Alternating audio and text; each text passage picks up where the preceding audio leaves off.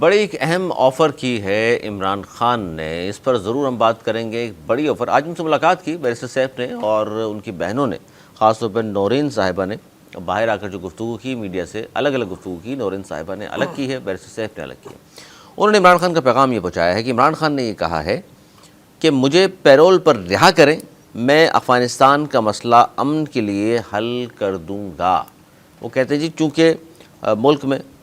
خاص طور پر وہ بات کرتے ہیں پولیٹیکل اسٹیبلٹی نہیں ہے تو سیاسی استحکام ضروری ہے، اور مجھے اگر پیرول پر رہا کیا جاتا ہے تو میں یہ مسئلہ حل کر دوں گا۔ پیرول پر رہائی کا مطلب یہ ہوتا ہے اس کے بعد پھر بے شک آپ مجھے دوبارہ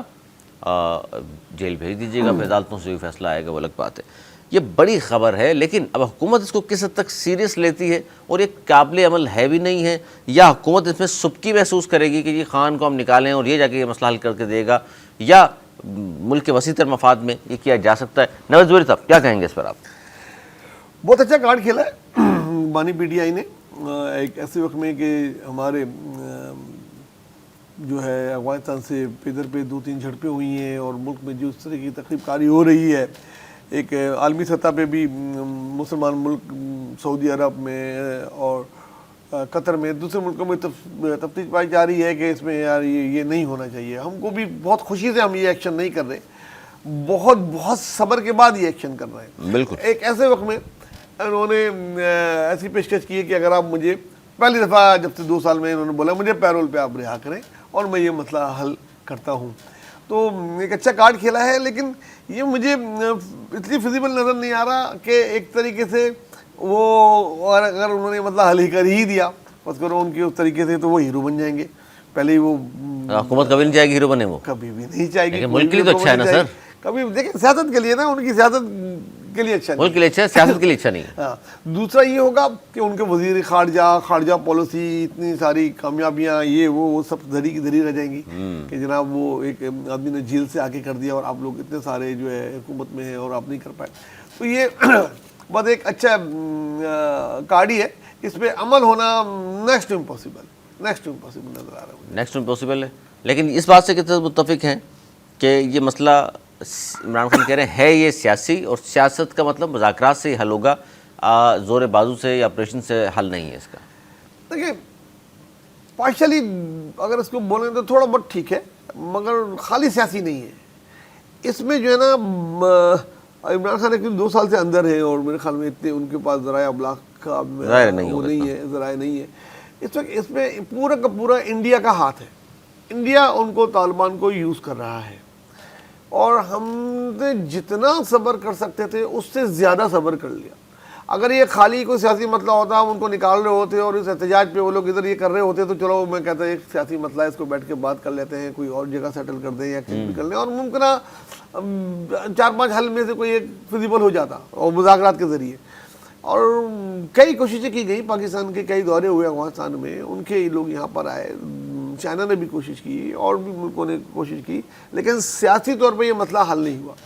جب کوئی چیز سیاسی طور پہ حل نہیں ہو اور اس کو نقصان اتنے ہونے لگ جائیں جتنا پاکستانی فورسز کو ہونے لگ گئے تھے، تو اس کا ایک آخری حل پھر یہ ہوتا ہے نہ چاہتے ہوئے بھی کہ طاقت کا استعمال کر کے اس کو حل کریں،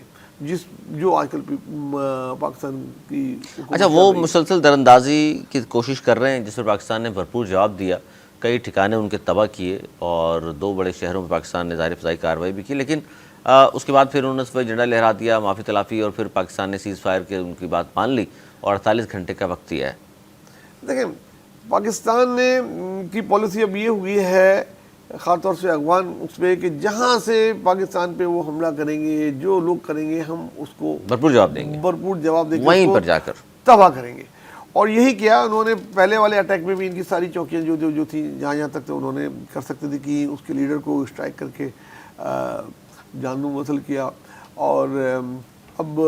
دوبارہ جب انہوں نے کوشش کی دوسرے بارڈر سے تو انہوں نے وہاں بھی آخر تک اس کو پہنچایا اور روکا ہے۔ شاید جو ثالثی کے لیے جن لوگوں نے کہا ہے ان کو بولا ہے چلیں آپ اپنی آپ کوشش کر لیں، ہم 48 آور تک نہیں کر رہے، اور اس کے باوجود پھر کوئی اگر ہوا، پھر کوئی پاکستان پہ اندر کوئی تخریب کاری ہوئی جس پہ وہ ملوث ہوئے، تو ہم پھر حق رکھتے ہیں، ہم پھر یہ کریں گے۔ خواہش یہی ہے ہم سب کی کہ یہ مسئلہ افغان کی جو حکومت ہے وہ نان اسٹیٹ ایکٹرز جو وہاں پر ہیں جو ان کے ملک کی سرزمین کو پاکستان کے خلاف استعمال کر رہے ہیں ان کو وہ خود اپنے ہاتھوں سے روک دیں. اگر وہ خود اپنے ہاتھوں سے روک دیں گے تو بہت اچھا ہوگا. اس لیے ہمارا جو تعاون چاہیے وہ ہم اس کے لیے حاضر ہیں, اور ایک لائن کھینچ دیں کہ اب وہ انڈیا یا کوئی بھی ملک ہو اس کی پینٹریشن وہاں پہ بالکل بند کر دیں.